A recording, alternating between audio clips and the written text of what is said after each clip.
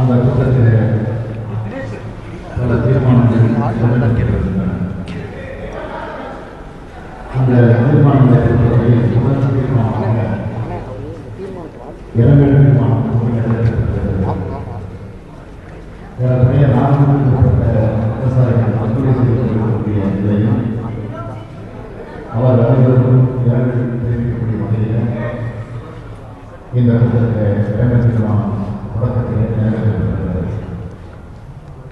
அதைத் தொடர்ந்து விவசாயிகளும் நாட்டு தலைவர்களும் இந்திய பொறுப்பை சந்திக்கக்கூடிய வகையில் ஒரு தீர்மானம் காவேரி மேலாண்மை ஆணையம் காவேரி நீர் ஒழுங்காற்றுவது உடனே உருவாக்கப்பட வேண்டும், விவசாயிகளை கடன் அனைத்தையும் தள்ளுபடி செய்தனர், உயர்நீதிமன்றத்தின்படி அனைத்து தரப்பு விவசாயிகள் இடங்களையும் தமிழக அரசு தள்ளுபடி செய்ய வேண்டும், உச்சநீதிமன்றத்தின் கண்டனத்தை அடுத்து தற்கொலை செய்து கொண்ட விவசாயிகளின் குடும்பங்களை தமிழக அரசு காப்பாற்ற வேண்டும், காவேரி டெல்டா பகுதிகளை வேளாண் மண்டலமாக அறிவிக்க வேண்டும், அண்டை மாநிலங்கள் தடுப்பணை கட்டுவதை தடை செய்திட வேண்டும், மீன்சேர் திட்டமும் ஹைட்ரோ கார்பன் திட்டமும் கைவிடப்பட வேண்டும், நெல் கரும்புக்கு நியாய விலை வழங்கிட வேண்டும், கரும்புக்கான நிலுவைத் தொகையை உடனடியாக வழங்கிட வேண்டும், முல்லை பெரியாற்று நீர்மன்றத்தை 150 அடியாக உயர்த்த உடனடியாக நடவடிக்கை வேண்டும், சிறப்பு கூட்டத்தை கூட்டி விவசாயிகளை பிரச்சனைகளுக்கு உடனடியாக முடிவெடுக்க வேண்டும், குடிநீர் பிரச்சனை நடவடிக்கை தேவை, முழு மதுவிலக்கை உடனே நடைமுறைப்படுத்தக்கூடிய தீர்மானம், நீட் தேர்வுக்கு விதிவிலக்கு அளிக்கக்கூடிய தமிழக மசோதாவுக்கு உடனே ஒப்புதல் வழங்கக்கூடிய தீர்மானம், தமிழகத்தை தேசிய பேரிடரால் பாதிக்கப்பட்ட மாநிலமாக மத்திய அரசு அறிவிக்க வேண்டும், வறட்சியால் விவசாய தொழிலாளர்களுக்கும் நிவாரணம் அளிக்க வேண்டும். இப்படி பல தீர்மானங்கள் இந்த கூட்டத்தில் நிறைவேற்றப்பட்டிருக்கிறது.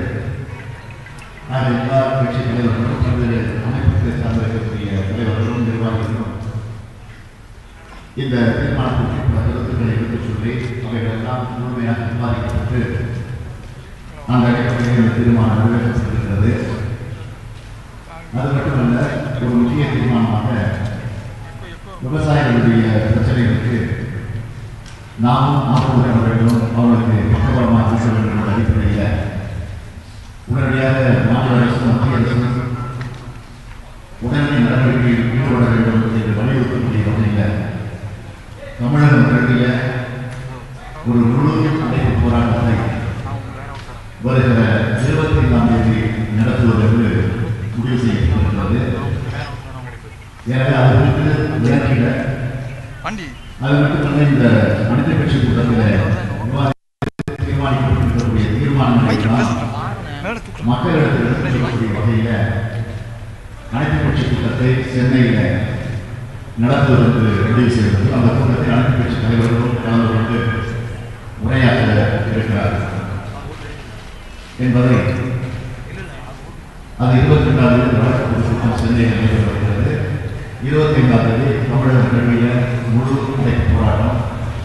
இந்த முழு அடைப்பு போராட்டத்திற்கு தொழிலாளர்கள், மாணவர்கள், இளைஞர்கள், வணிக பெருமக்கள், பல்வேறு அரசியல் கட்சியை சார்ந்திருக்கக்கூடிய அமைப்புகள் அனைவரும் ஒத்துழைப்பு தர வேண்டும் என்ற நிலையில் இந்த தீர்மானத்தை நிறைவேற்றியிருக்கிறது.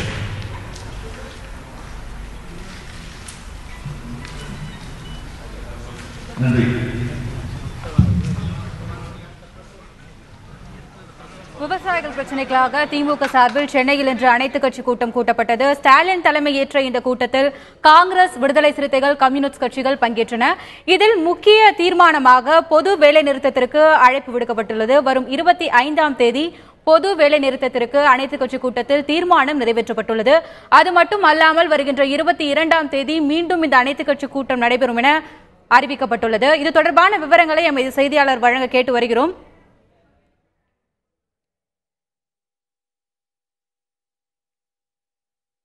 விவேக் விவேக், இந்த அனைத்து கட்சி கூட்டம் இன்னும் எவ்வளவு மணி நேரம் நடைபெறும்? இப்போ திமுக செயல் தலைவர் ஸ்டாலின் பேசியதை நான் பார்த்தோம். இன்னும் எவ்வளவு மணி நேரம் இந்த அனைத்து கட்சி கூட்டம் நடைபெற வாய்ப்பு உள்ளது? இது குறித்து ஏதேனும் தகவல் இருக்கிறதா?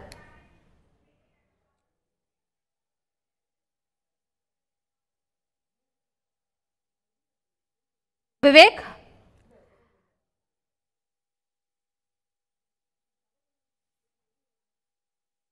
விவசாயிகள் பிரச்சினைக்காக திமுக சார்பில் சென்னையில் இன்று அனைத்து கட்சி கூட்டம் கூட்டப்பட்டது. இந்த கூட்டத்தில் ஸ்டாலின் தலைமையேற்றார். இதில் விடுதலை சிறுத்தைகள் மற்றும் கம்யூனிஸ்ட் கட்சிகள் ஆதரவு தெரிவித்து பங்கேற்றன.